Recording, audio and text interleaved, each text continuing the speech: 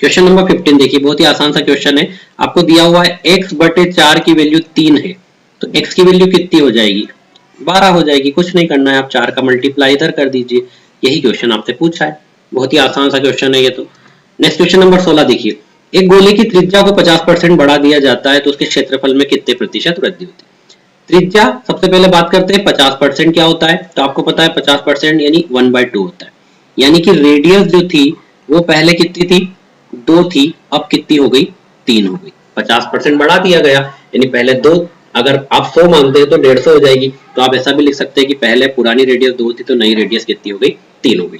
ठीक है, अब आप गोले की क्षेत्रफल की अगर बात करते हैं, ठीक है, तो गोले का क्षेत्रफल कितना होता है? πr²। ठीक है, तो πr² के अंदर, ठीक है, अब गोले की बात करेंगे तो देखो गोले का क्षेत्रफल एक्चुअली में होता है 4πr²। गोला का सरफेस क्षेत्रफल, सरफेस एरिया लेना पड़ेगा, वक्र पृष्ठ का क्षेत्रफल यहाँ पर आपको लेना होगा 4πr²। तो यहाँ पर देखिए, यहाँ 4 भी कांस्टेंट है, पाई भी कांस्टेंट है, तो किस पे डिपेंड कर रहा है? r² पर। ठीक है, r कितना होगा? 2 से 3। एक और बार r लेंगे तो वो भी कितना हो जाएगा? 2 से 3। यानी टोटल आप बात करेंगे तो जो r² है, r² वो क्या हो रहा है? 4 से कितना हो रहा है? 9 हो रहा है। कितना हो रहा है? 4 से 9 हो रहा है। 4 से 9 हुआ यानी कितना इंक्रीमेंट हुआ? 5 का। किस पर हुआ? पुराना 4 था, इनटू क्या करेंगे? 100।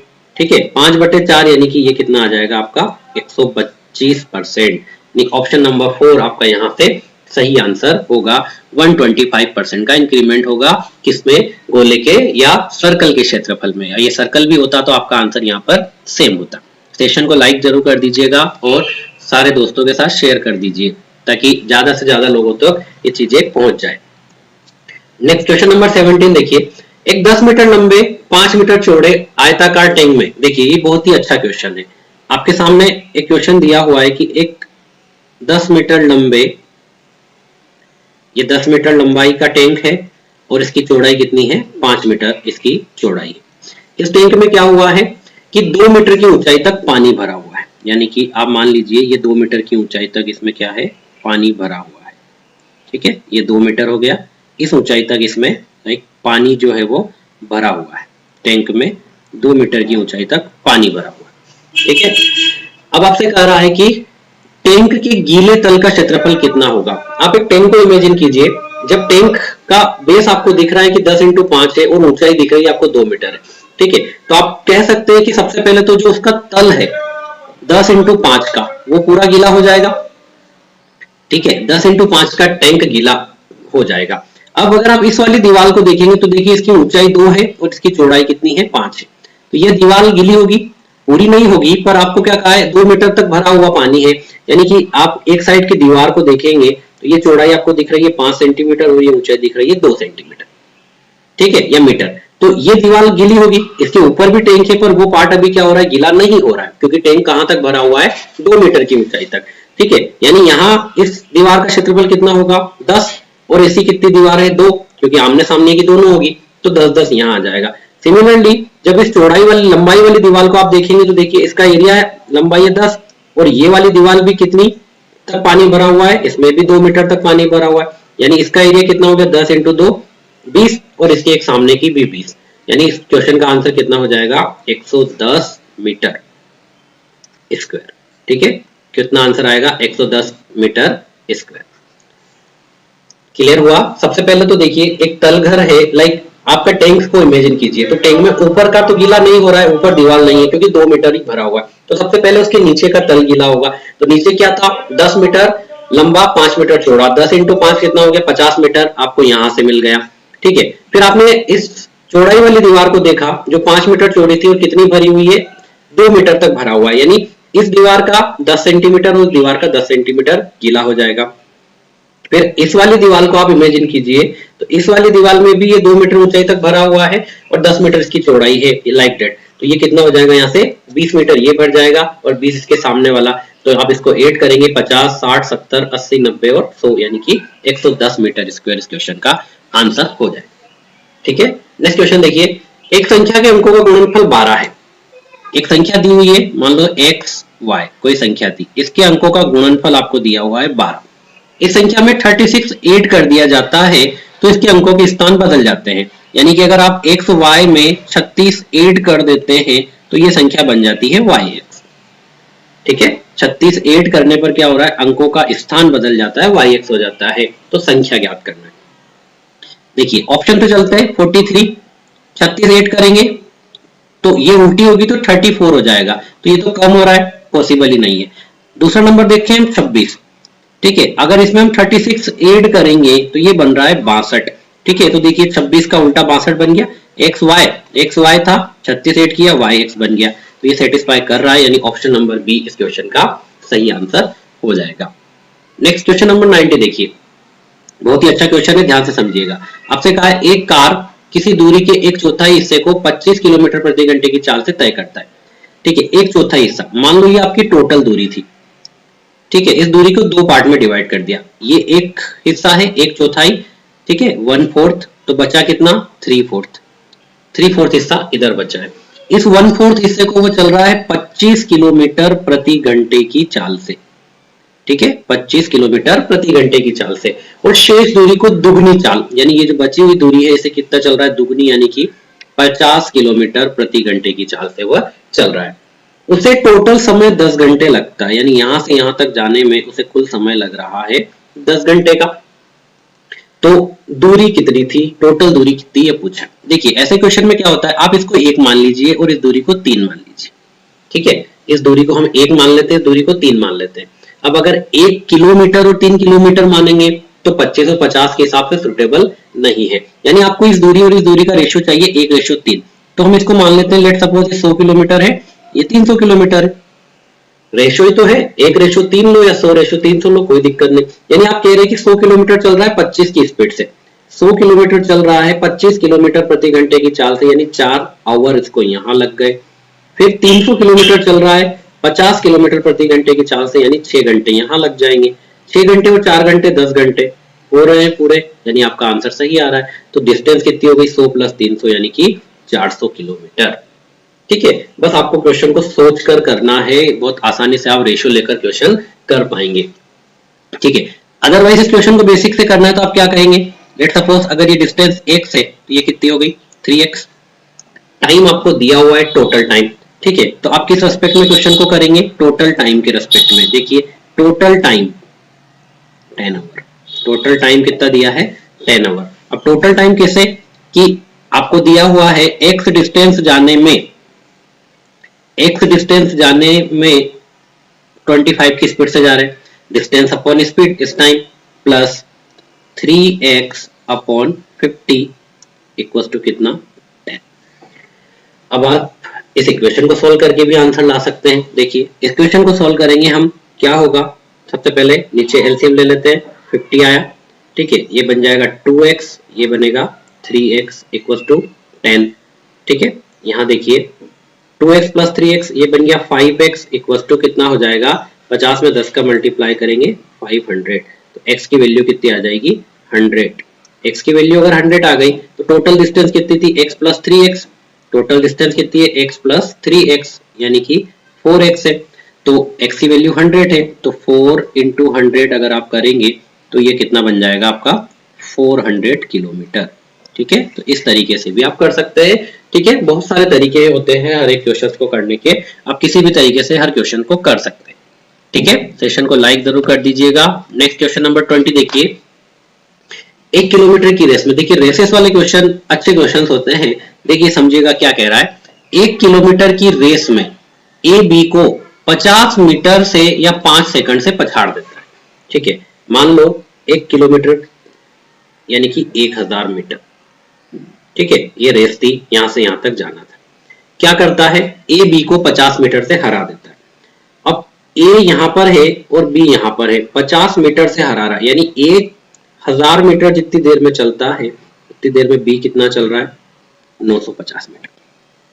ठीक है, क्यों 950 मीटर, क्योंकि ये इसे 50 मीटर से हरा रहा है। ए जितनी देर में 1000 मीटर चलेगा, बी कितना चलेगा 950 मीटर, क्योंकि 50 मीटर से वो हरा देता है। ठीक है, अब अगर बी यहां तक पहुंचता, देखो ध्यान से। ठीक है, दूसरा सेंटेंस आपको कहा था कि 50 मीटर या कितनी देर किससे हराता है, 5 सेकंड से पछाड़ देता है, यानी बी को यहां तक पहुंचता तो बी को कितना समय लगता, 5 सेकंड लगते। और ये दूरी कितनी है इन दोनों के बीच की? 50 मीटर। यानी बी को 50 मीटर चलने में 50 मीटर चलने में कितना समय लगता है? 5 सेकंड। 5 सेकंड की दूरी कितनी देर में तय करता है? 5 सेकंड में कितनी दूरी तय करता है? 50 मीटर। किसकी बात कर रहे हैं? बी की। अब यहाँ समझिए कि आपसे पूछा है कि ए रेस को पूरी करने में कितना समय लेगा। ठीक है, तो ए रेस को पूरी करने में कितना समय लेगा? जितना समय बी 950 मीटर चलने में लेगा, क्योंकि बी जब 950 मीटर पहुंचेगा उतनी देर में ए 1000 चला जाएगा। बी जितनी देर में 950 मीटर पहुंचेगा उतनी देर में ए कहां चला जाएगा? 1000 मीटर। ठीक है, यानी कि ए रेस कितनी देर में कंप्लीट करेगा? जितनी देर में बी कितना चलेगा? 950 मीटर। और बी के लिए आपने देखा 5 सेकंड में कितना चलता है? 50 मीटर। कितना चलाना है आपको? 950 मीटर। यानी क्या करेंगे? 19 का मल्टीप्लाई कर दो, 950 मीटर आ जाएगा। तो यहाँ पर भी 19 का मल्टीप्लाई करेंगे तो कितना आ जाएगा? 95 सेकेंड। यानी ऑप्शन नंबर 3 आपका यहाँ से सही आंसर आ जाएगा। ए को रेस कंप्लीट करने में कितना समय लगेगा? 95 सेकेंड। नेक्स्ट क्वेश्चन नंबर 10 देखिए, बहुत ही अच्छा क्वेश्चन है टाइम एंड वर्क का, ध्यान दीजिएगा। क्या कहा है आपसे? प्रतिदिन 10 घंटे काम करते हुए ए किसी काम को 8 दिन में पूरा करता है। ठीक है, ए किसी काम को 8 दिन में करता है। ठीक है, और साथ में क्या करता है? 10 घंटे रोज काम करता है।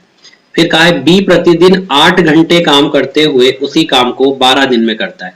बी 12 दिन में करता है और प्रतिदिन कितना काम करता है? 8 घंटे। कितना काम करता है? 8 घंटे। ठीक है, फिर कहा यदि दोनों साथ मिलकर प्रतिदिन 6 घंटे काम करें। अब ये दोनों साथ मिलकर काम करें पर घंटे कितना है? 6 घंटे ही काम करें। ठीक है, देखिए इस क्वेश्चन को या तो हम घंटे के रेस्पेक्ट में कन्वर्ट कर लेते हैं। कैसे? मैं ऐसा कह सकता हूं कि 8 दिन तक 10 घंटे में काम कर रहा है, यानी ए 80 घंटे में उस काम को निपटा रहा है, और बी 12 × 8 यानी 96 आवर में किसी काम को कंप्लीट कर। ए 80 घंटे में कंप्लीट कर रहा है, बी 96 आवर में कंप्लीट कर रहा है। ए प्लस बी, ए कितने देर में कर रहा है? आपको दिया है 80 आवर। ठीक है, 80 में, और बी कितनी देर में कर रहा है? 96 में। इन दोनों का आप एलसीएम ले लीजिए, जिसे हम टोटल वर्क कहेंगे। यहाँ पर घंटे के रेस्पेक्ट में हम बात कर रहे हैं। ठीक है, तो देखिए 80 और 96 का एलसीएम लेना है। एलसीएम लेने का तरीका मैंने आपको पुराने वीडियो में मेरे बता रखा है। देखिए सबसे पहले बड़ी संख्या को मान लीजिए एलसीएम। अब 96 को आप देखेंगे तो 96 होता क्या है? 96 को समझिए ये होता है 16 × 6, और आपके पास आपको चाहिए क्या? 80 आना चाहिए। 80 × 80 क्या होता है? 16 × 5। ये आपको 16 × 5 चाहिए, आपके पास है क्या? 16 × 6। किसकी कमी हो रही है? 5 की। तो 5 का यहाँ पर मल्टीप्लाई कर दो, यानी कि एलसीएम कितना हो गया?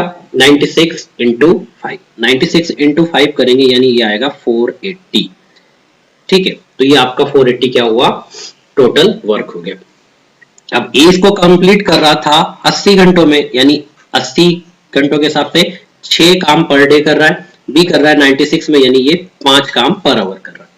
ठीक है, ए 6 काम पर आवर कर रहा है, बी 5 काम पर आवर कर रहा है। अब ए धन बी मिलकर अगर काम करेंगे, ठीक है, अगर ए प्लस बी मिलकर काम करेंगे तो क्या होगा? देखिए ए और बी दोनों मिलकर अगर काम करेंगे तो आप देखेंगे ए प्लस बी मिलकर काम करेंगे, टोटल काम कितना है? 480। ठीक है, दोनों मिलकर काम करते हैं तो 11 काम प्रति घंटे करते हैं। कितना काम प्रति घंटे करते हैं? 11 काम। और एक दिन में कितना काम कर रहे हैं ये? 6 घंटे। तो मैंने यहाँ पर 6 का भी मल्टीप्लाई कर दिया। बस आप इसको सोल्व कर लीजिए, आपका आंसर आ जाएगा। देखो 6 से कैंसिल करेंगे, 80 आया, यानी आंसर कितना हो रहा है? 80/11। ठीक है, 11 7 जा 17, 7 3/11। 7 सही 3/11 दिन, यानी ऑप्शन नंबर फर्स्ट आपका यहाँ से सही आंसर हो जाएगा। 7 सही 3/11 दिन में दोनों मिलकर उस काम को पूरा कर लेंगे। ठीक है, क्वेश्चन नंबर 22 देखिए। 17 साल में दीपक की आयु उसकी वर्तमान आयु की 3 गुनी हो जाएगी, तो उसकी वर्तमान आयु कितनी है? ठीक है, 17 साल में दीपक की आयु उसकी वर्तमान आयु की 3 गुनी हो जाएगी, तो उसकी वर्तमान आयु कितनी है? देखो 17 साल में उसकी वर्तमान आयु का 3 गुना हो जाएगा, यानी 17 का 3 गुना हो जाएगा, तो कितना है? 51 वर्ष। ठीक है, यही एक आपका यहाँ पर आंसर आ जाएगा। ठीक है, 3 गुना बोला है तो आप ऑप्शन भी देखिए, तो ऑप्शन में आपको ऐसा ऑप्शन चाहिए जो 3 का मल्टीपल हो, तो बाकी तीनों ऑप्शन जो है वो 3 के मल्टीपल नहीं है, यानी कि आपका आंसर क्या होगा, 3 का मल्टीपल होगा। तो ऐसे भी आप क्वेश्चन को सोच सकते हैं। तो आंसर 51 वर्ष आएगा। नेक्स्ट क्वेश्चन देखिए, आपसे कहा है 5 सदस्यों की औसत आयु 21 वर्ष है। 5 सदस्यों की औसत आयु 21 वर्ष है। यदि सबसे छोटे सदस्य की आयु 5 वर्ष है तो सबसे छोटे सदस्य के जन्म के समय परिवार की औसत आयु क्या थी। अब देखिए 5 सदस्यों की औसत आयु 21 वर्ष है, यानी मैं कहूँ कि 5 सदस्यों की टोटल आयु कितनी हो गई, 105 वर्ष। 5 सदस्यों की टोटल आयु कितनी हो गई, 105 वर्ष। अब सबसे छोटा जो सदस्य है, सबसे छोटा जो सदस्य है वो कितने साल का है, 5 साल का। ठीक है, तो यानी कि सबसे छोटे सदस्य की उम्र अगर मैं घटा देता हूं तो 105 में से सबसे छोटे की उम्र 5 साल घटा दी तो कितना बचा, 100 वर्ष। तो ये 100 वर्ष किसकी उम्र है, 4 सदस्यों की। ये 100 वर्ष किसकी उम्र है, 4 सदस्यों की। बट ये उम्र कब की है, अभी की, वर्तमान। ठीक है, इन 4 सदस्यों की वर्तमान उम्र कितनी है, 100 वर्ष। 4 सदस्यों की वर्तमान उम्र कितनी है, 100 वर्ष। तो अगर मैं इन 4 सदस्यों की औसत उम्र देखूं तो बटे 4 यानी कितनी आ रही है, 25 वर्ष। तो ये कब की उम्र हो गई, ये आपकी वर्तमान उम्र हो गई। बट क्वेश्चन क्या कह रहा है कि छोटे सदस्य के जन्म के समय, आज का नहीं पूछा है, छोटे सदस्य के जन्म के समय, सबसे छोटे सदस्य के जन्म। तो आज सबसे छोटा सदस्य कितने साल का है, 5 वर्ष का है। तो उसके जन्म के समय क्या होगा, सब 5 साल कम होंगे ना। उम्र जो होती है सबकी एक साथ कम या ज्यादा होती है। तो अभी इन 4 लोगों का औसत 25 वर्ष है, तो उसके जन्म के समय क्या होगा, इन सबकी उम्र 5-5 वर्ष कम हो जाएगी, यानी औसत 5 वर्ष कम हो जाएगा। तो औसत कितना होगा, ऑप्शन नंबर 4 20 ईयर, 20 वर्ष आपका वहां पर औसत आएगा। ठीक है,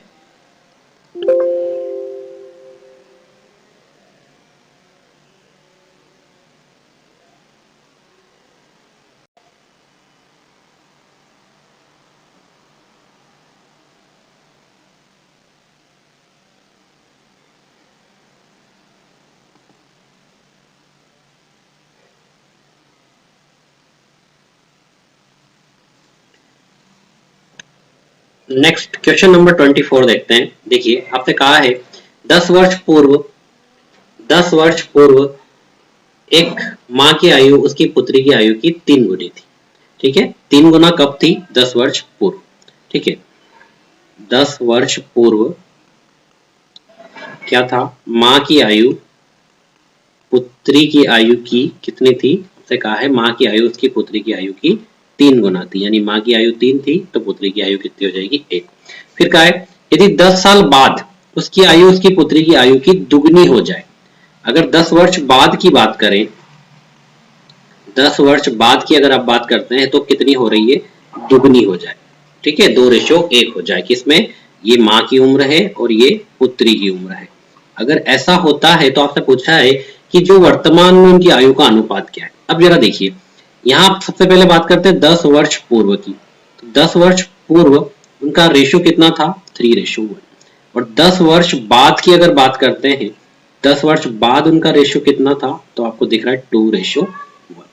ठीक है, यानी कि अब यहां से यहां तक देखेंगे 10 साल पहले से लेकर 10 साल बाद तक, तो टोटल डिफरेंस जो आ रहा है वो कितना हो रहा है, 20 वर्ष का। ठीक है, टोटल डिफरेंस जो आ रहा है वो कितना हो रहा है, 20 वर्ष का। यहाँ पर अब देखेंगे अगर 20 वर्ष बढ़ रहा है तो ये जो रेशियो है ये बढ़ना चाहिए था, पर ये बढ़ नहीं रहा है। तो क्या करते हैं ऐसे केस में, इनका डिफरेंस लेके हम उनका मल्टीप्लाई करते हैं, कैसे, क्रॉस। ठीक है, ये इसका एक शॉर्टकट है, बेसिक ट्रिक भी मैं आपको अभी बताता हूँ, बेसिक से भी इस क्वेश्चन को हम कर लेंगे। तो जो 10 वर्ष पूर्व है, 10 वर्ष पूर्व, यह रेशियो तो एज इट इज रहेगा 3:1। और अगर हम 10 वर्ष बाद की बात करते हैं तो यह कितना हो जाएगा, हम 2 का मल्टीप्लाई करेंगे तो ये बनेगा 4:2। ठीक है, सॉरी 3:1 था, ये बन जाएगा 4:2। कब की बात करी है, 10 वर्ष बाद, और ये पहली बात करी जो 10 वर्ष पूर्व है। अब आप देखिए 3 से 4 हो रहा है और 1 से 2 हो रहा है, दोनों की उम्र बढ़ रही है। यहाँ गैप कितना है, 20 वर्ष का, यानी कि 3 से 4 हो गया, 1 से 2 हो गया, 3 से 4 हुआ है, बढ़ कितना रहा है, 20 वर्ष। यानी 1 यूनिट की वैल्यू कितनी है, 20 वर्ष। 1 यूनिट की वैल्यू कितनी आ रही है यहाँ पर, 20 वर्ष। 1 यूनिट की वैल्यू अगर 20 वर्ष है तो आप देखिए इसकी उम्र कितनी है यहाँ पर, 3 यानी कि 60 वर्ष, और ये 1 यानी कि 20 वर्ष। अगर 10 साल बाद की बात करेंगे तो 4 दिया है यानी कि 80 वर्ष, और 2 दिया है यानी कि 40 वर्ष। ठीक है, तो देखिए 60 से 80 हो रहा है, 20 से 40 हो रहा है। ये 60 उम्र कब की है? 10 वर्ष पहले की, 10 वर्ष पूर्व की। और ये 80 कब की है? 10 वर्ष बाद की।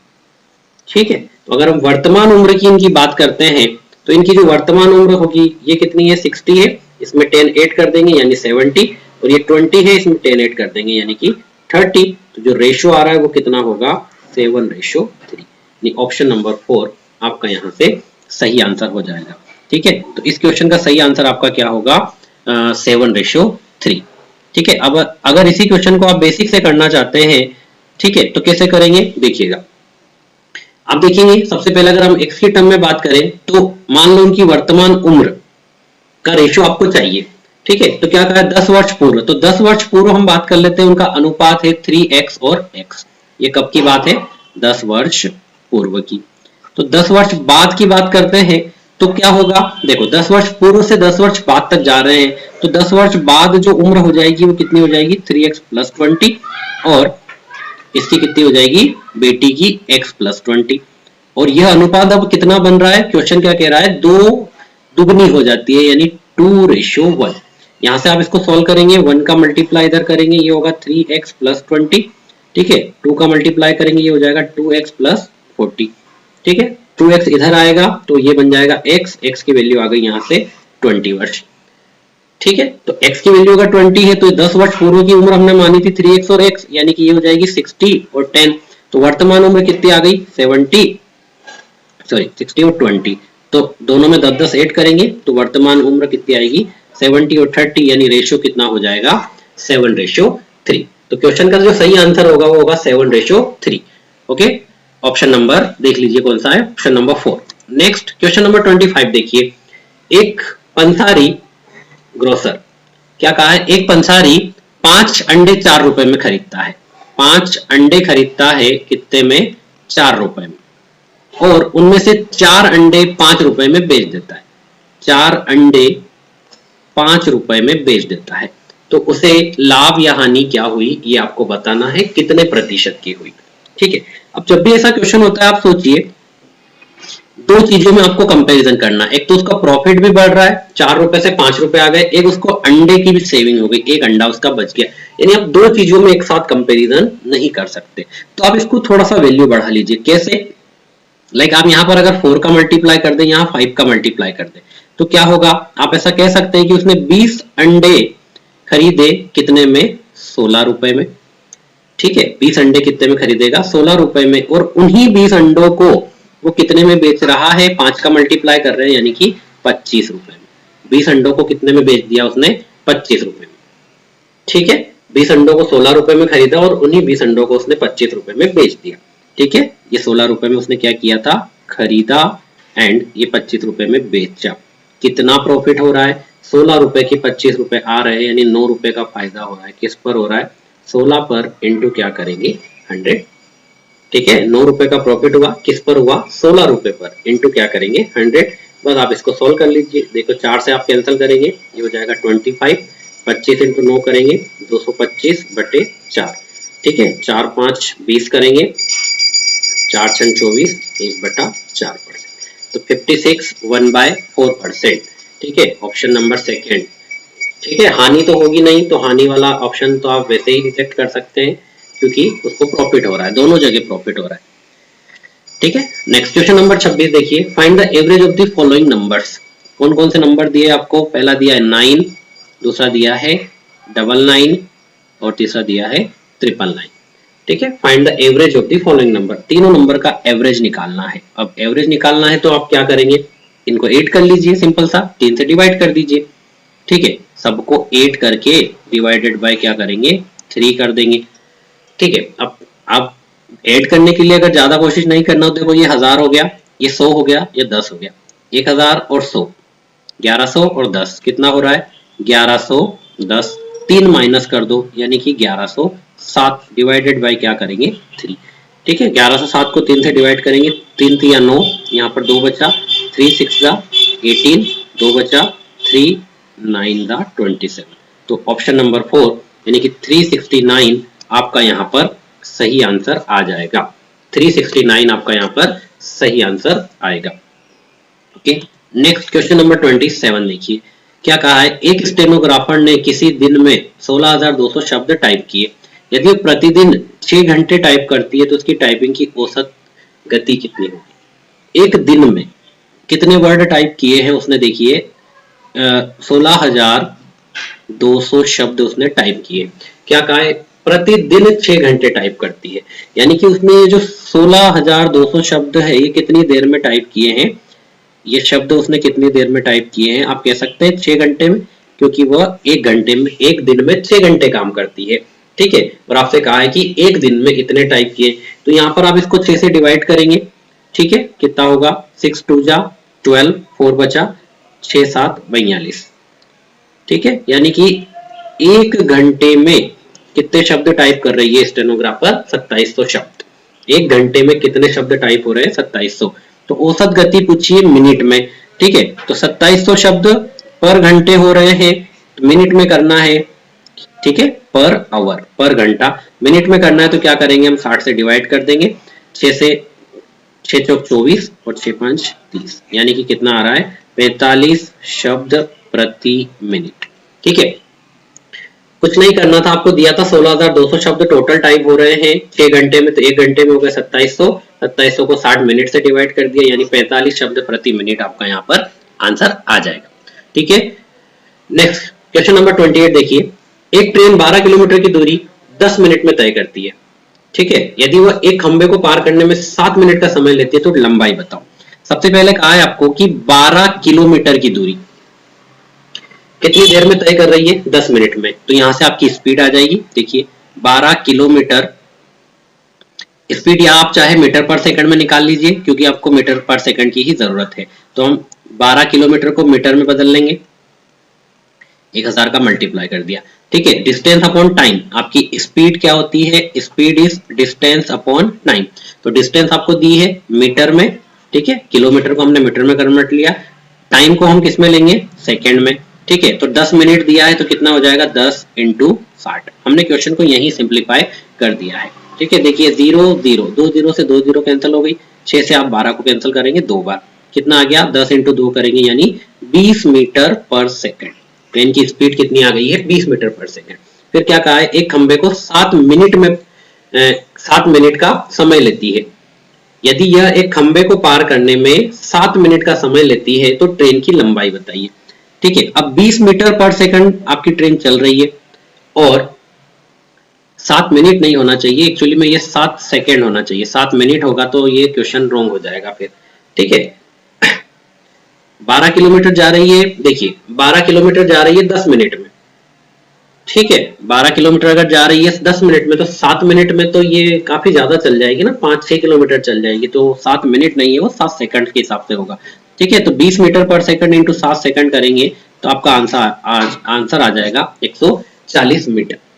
ठीक है, क्वेश्चन थोड़ा सा रॉन्ग है, उसको सही कर लीजिएगा। 7 सेकंड में 7 सेकंड का समय लेती है, किसी भी खंबे को पार करने में 7 मिनट नहीं लगते किसी ट्रेन को। ठीक है, खंबे को पार कर रही है तो 7 सेकंड का समय लेती है। 7 मिनट का समय लेगी तो बहुत ज्यादा लंबाई हो जाएगी ट्रेन की, उतना आपके पास ऑप्शन भी नहीं दिया हुआ है तो वैसा नहीं करेंगे। इसका सही आंसर 140 है। नेक्स्ट क्वेश्चन नंबर देखिए 29, आपसे कहा है एवरेज फाइंड आउट करना है। 42, 45, 48, 51, 54 और 60। अब ये संख्या यहाँ बहुत आसपास की दिख रही है। ऐसे क्वेश्चन का सिंपल सा तरीका होता है, सबसे पहले आप एवरेज मान लीजिए इनके बीच का कोई 50। ठीक है, अब आपने पहली संख्या देखी, क्या दिख रहा है आपको, 42। अब 42 क्या दिख रहा है, 8 कम है, यानी कि आपको जो चाहिए उससे 8 रुपए आपके पास कम है। दूसरे को देखा 45, यानी कि 5 रुपए कम है। तीसरे को देखा 48, यानी कि 2 कम है। फोर्थ नंबर देख रहे हैं 51, यानी कि 1 रुपया ज्यादा है। 54 यानी 4 ज्यादा है, प्लस का 4, और यहाँ पर 60 यानी कि 10 ज्यादा है। ठीक है, टोटल माइनस में कितना रिक्वायरमेंट है, 8, 5, 13 और 2 15, माइनस का 15 हो रहा है। प्लस में देखेंगे तो भी यहाँ पर 15 हो रहा है। ठीक है, तो प्लस 15 माइनस 15 कैंसिल हो गए, एक्स्ट्रा कुछ भी नहीं बचा, तो औसत कितना आ गया आपका, 50 ही आपका औसत आ जाएगा। ठीक है, ऐसे इस क्वेश्चन को आप कर सकते हैं, अदरवाइज सम लेकर आप कर ही सकते हैं। क्वेश्चन का लास्ट क्वेश्चन है, देखिए गलत संयोजन पहचानिए। नीचे दी गई श्रृंखला में अक्षरों और संख्याओं का एक क्रम चीन है, गलत को पहचानिए।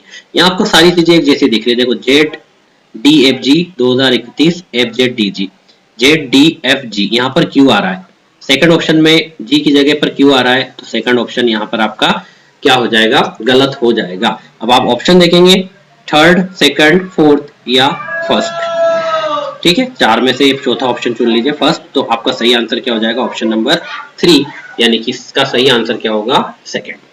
ठीक है, तो इस वीडियो में हमने आज आपका जो पहला सेकंड पोर्शन है यानी कि रीजनिंग वाला जो पोर्शन है उसको डिस्कस किया है।